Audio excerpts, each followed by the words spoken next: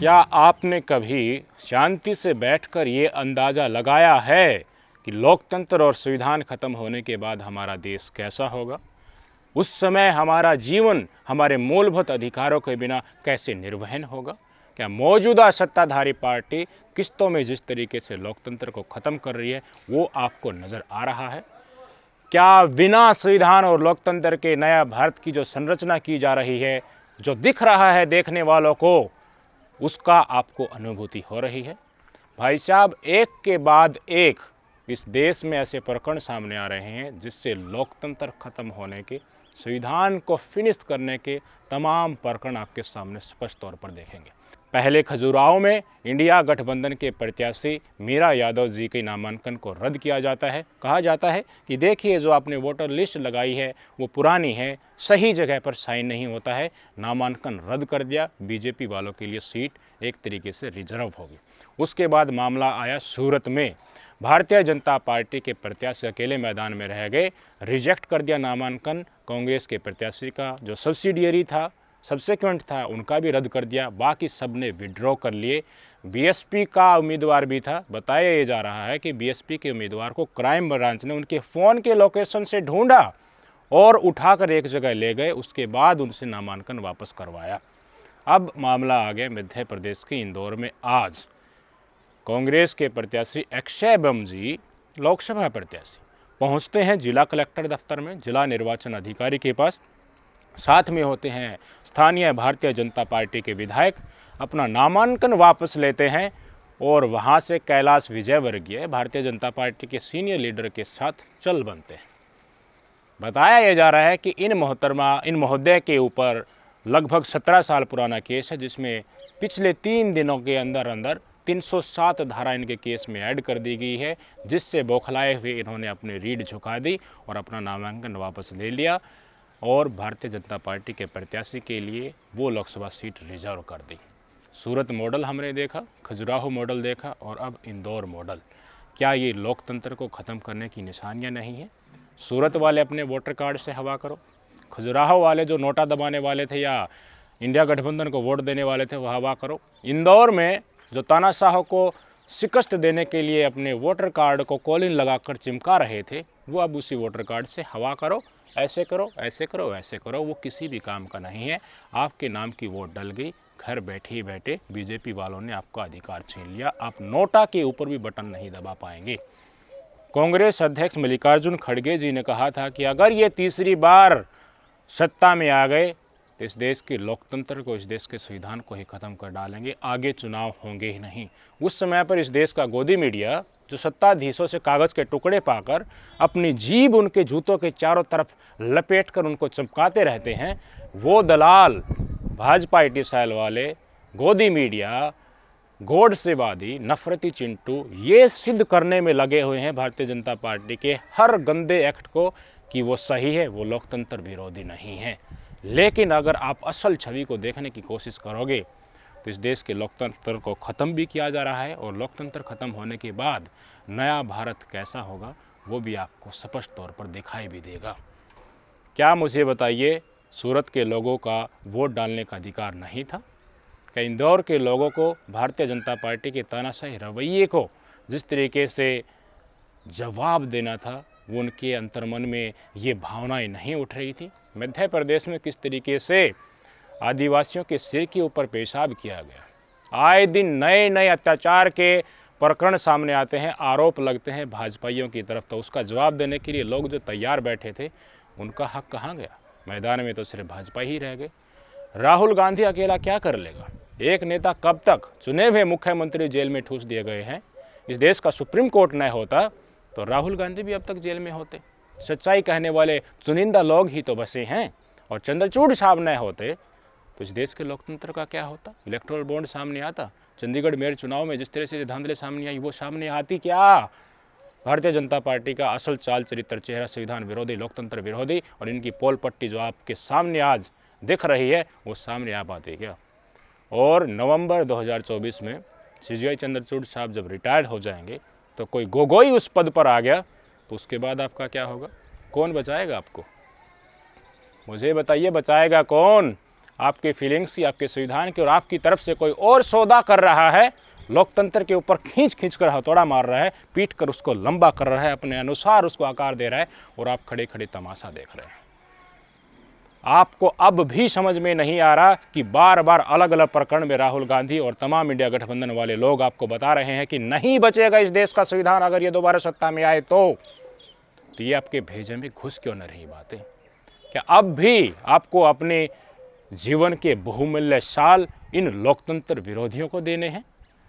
क्या आप देखना चाहते हैं भारत इस देश की गोदी मीडिया और इन लोकतंत्र विरोधियों के विचारों के पर विश्वास करके कि इनके जीतने के बाद लोकतंत्र का हनन होगा या नहीं होगा?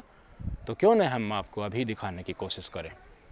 जेडीएस, जनता दल सेकुलर, आप जानते होंगे साउथ की पार्टी है, एचडी देवगौड़ा जी की पार्टी है। इनके पोते प्रज्वल रेवन्ना के ऊपर आरोप लगा है कि 3000 से ज़्यादा महिलाओं के साथ उन्होंने यौन उत्पीड़न किया है। उनकी वीडियो बनाई, उनकी पेन ड्राइव में से वो एक एक चीज़ें निकलकर सामने आ रही हैं। छोटी उम्र से लेकर अफसरों की लड़कियां, पता नहीं क्या क्या, हर परिवार हर वर्ग की महिलाओं के साथ उन्होंने अत्याचार किया और भाई साहब फ्लाइट पकड़कर जर्मनी भाग गया। वहाँ की स्थानीय कर्नाटक सरकार ने जांच ऑर्डर की, एसआईटी के माध्यम से पूरे प्रकरण को जांचना चाहा तो दूसरे चरण के लोकसभा चुनाव होने के बाद ये भाजपा का प्रत्याशी पूर्व प्रधानमंत्री एचडी देवगौड़ा का पोता फ्लाइट लेकर इस देश से भाग चुका है। जब इसी प्रकरण में संदेश खाली का मुद्दा सामने आया था तो हर लोकसभा मंच में प्रचार करते हुए खुद प्रधानमंत्री नरेंद्र मोदी संदेश खाली चिल्ला रहा था और यही गोदी मीडिया उसके ऊपर 24 घंटों बहस कर रहा था कि विपक्षी शासित राज्यों में, बंगाल में महिलाओं के साथ किस तरीके से अभद्र व्यवहार किया जाता है। और आज 3000 से ज़्यादा वीडियो बताई जा रही हैं। एक भी गोदी मीडिया वाला उफ नहीं कर रहा है। प्रधानमंत्री नरेंद्र मोदी आज भी कर्नाटक में चुनाव प्रचार करते समय कह रहे थे कि अब की बार तो जेडीएस भी हमारे साथ है। बहुत सारे नाम लिए, मुस्लिमों का आरक्षण का जिक्र किया और जिस तरीके से हुबलई में एक लड़की को चाकू से गोद कर मार डाला था उसका जिक्र भी किया। सेना के नाम पर भी वोट मांगने की कोशिश की, लेकिन जेडीएस एचडी देवगौड़ा जी के पोते ने 3000 से ज़्यादा कथित तौर पर महिलाओं का यौन शोषण किया और देश छोड़कर भाग गया। उसके ऊपर एक उफ भी नहीं बोला। संदेश खाली से में पीड़ित महिलाओं से के साथ बातचीत की थी ना, पूरा एक प्रतिनिधि मंडल उनसे मिल रहा था और बार बार पानी पी कर ममता बनर्जी को और वहाँ की स्थानीय सरकार को कोस रहे थे। स्मृति ईरानी जी, नवनीत राणा जी, जितनी भी महिला सांसद भारतीय जनता पार्टी में बैठी हैं वो कहाँ हैं? गोदी मीडिया में कई महिलाएं बैठी हैं हमारी, श्वेता सिंह हैं, रूबिका लियाकत जी हैं, अंजना ओम कश्यप है, चित्रा त्रिपाठी हैं। क्या मुख से एक आवाज़ भी नहीं निकल रही? सुधीर चौधरी, अमन चोपड़ा, देवगुन शेवगुन, कोई उफ नहीं कर रहा। बाकायदा इस इतने बड़े जो विश्व का सबसे बड़ा सेक्स स्कैंडल हो सकता है, एक भी गोदी मीडिया का दलाल पत्रकार इसके ऊपर चर्चित बहस नहीं कर रहा है। कुछ सेकंड के लिए खबरें दिखाते हैं, हाईलाइट से गायब हो जाती हैं वो चीज़ें। कायदे से तो अब तक तो कल से जब से ये खबर आई अब तक इसके ऊपर चर्चा थमनी नहीं चाहिए थी, बड़ी बड़ी डिबेट होनी चाहिए थी। लेकिन इस देश का गोदी मीडिया, भारतीय जनता पार्टी की तमाम महिलाएं, महिला सेल, भाई साहब, इसके अलावा हमारा वुमेन कमीशन भी इसके ऊपर ऑफ नहीं कर रहा। तो ये जो मोदी जी के द्वारा नया भारत बनाया जा रहा है, जिसमें जो मोदी के परिवार का हिस्सा होगा उन्हीं का जिक्र होगा, ये चाहेंगे वहीं निकल कर सामने आएगा, जिसको दबाना चाहेंगे वो दबकर ही रह जाएगा, चाहे क्रूरता कितनी ही गंभीर क्यों ना हो। क्या आपको अब इससे बड़ा कोई परिदृश्य चाहिए कि इस देश में लोकतंत्र बचा है कि नहीं बचा है? सरकारी संस्थाएं एक व्यक्ति के इशारे पर चुने हुए मुख्यमंत्री को जेल में डाल देती हैं, टकटकी लगाकर दूसरे लोग देखते रहते हैं कि कब वो बाहर आएगा, और लोगों को ये सोचने के लिए मजबूर किया जाता है कि हाँ तुम मानो वो भ्रष्ट है इसलिए जेल में डाला है। यही गोदी मीडिया कहता है कि वो भ्रष्ट भी तो हो सकते हैं, लोगों के बीच जाते हैं तो। सारा इकोसिस्टम इन्होंने बना रखा है, आपको समझने की ज़रूरत है। क्यों रोज़गार नहीं दिए जा रहे? क्यों अपने पूंजीपतियों को सारा धन लौटाया जा रहा है? क्यों भाई साहब चुन चुन कर जो मोदी के परिवार का हिस्सा नहीं है उनके ऊपर क्रूरता की जाती है? मियाँ खलीफा से नेहा सिंह राठौड़ को कंपेयर किया जाता है, महिला आयोग कुछ नहीं कहता है, कोई एफआईआर दर्ज नहीं होती है, कोई उनके ऊपर एक्शन नहीं होता है। ये दिखाता है कि लोकतंत्र खत्म होने के बाद मोदी जी का नया भारत कैसा होगा। अगर आप मोदी के परिवार का हिस्सा होगे, उनकी जय जयकार करोगे तो आपकी चलेगी, आपको लाभ मिलेगा अधिकारियों का, लेकिन अगर आप एक लफ्ज भी अगेंस्ट में इनका निकालोगे तो उस्मान घानी जैसा हाल होगा, जो सच को सच कहने के चलते भारतीय जनता पार्टी से निष्कासित हो गए हैं और पीस डिस्टर्ब करने के केस में जेल के अंदर जा चुके हैं। राहुल गांधी ने चोर को चोर कहा था मेरे भाई, जो देश का सारा पैसा लेकर उड़ गए हैं। तमाम साम दाम दंड भेद लगाकर उनको जेल में जाने की नौबत आ गई थी, चुनावी बैन लग गया था सुप्रीम कोर्ट न होता तो। कितने एग्जाम्पल मैं आपको बताऊं, आपकी आंखें खुल रही हैं या नहीं खुल रही हैं। आज इतना बड़ा मुद्दा आप सबके सामने है। भारतीय जनता पार्टी एनडीए गठबंधन का लोकसभा प्रत्याशी हसन से रेवन्ना साहब जो है, एचडी देवगौड़ा के पोते जो हैं प्रज्वल रेवन्ना, वो देश छोड़कर भाग गया। उनकी वीडियो सोशल मीडिया पर तैयार रही है। भारतीय जनता पार्टी का एक भी नेता मंत्री उनके ऊपर उफ करने के लिए तैयार नहीं है। गोदी मीडिया चर्चित बहस करने के लिए तैयार नहीं है। खबर को दबाया जा रहा है, न्यूज चैनल पर ही नहीं, इन गोदी मीडिया के दलालों के किसी भी सोशल मीडिया प्लेटफॉर्म पर देख लीजिए, इन्होंने एक भी इसके ऊपर विस्तृत विवरण दिया हो तो। ये देंगे जब मसला फंसेगा कांग्रेस का, ये भौंकेंगे बुरी तरीके से जब विपक्षी शासित राज्यों में कुछ गलत होता होगा। क्यों? क्योंकि यही तो है मोदी जी के नए भारत का वातावरण, और उसी के अनुसार टुकड़े फेंक फेंक कर और सबको उसी पिंजरे में डालकर सिखाया जा रहा है कि इसके आदी बनो। आपको आदी बनाया जा रहा है। क्या आप आदी बनेंगे, या फिर एक ऐसा एनवायरनमेंट चाहेंगे जो 2014 से पहले वाला हो, जिसमें सत्ताधीश जो कितना ही ताकतवर हो उसका आम आदमी आलोचना कर सके, प्रधानमंत्री का गर्दन पकड़कर, कॉलर पकड़कर पूछ सके, प्रेस कॉन्फ्रेंस में पत्रकार खुली प्रेस कॉन्फ्रेंस में सवाल कर सके कि मोदी जी आपके शासन में ये गलत क्यों हो रहा है। बड़ी अजब बात है, वो जो करते हैं उसी को होता हुआ दिखाया जाता है, और जो होता नहीं है सत्ताधीशों ने चाह लिया तो उसको होता हुआ भी दिखाया जाएगा। ये आज के समाज की सच्चाई है। यही मोदी जी के नए भारत का वातावरण और उसकी छवि है।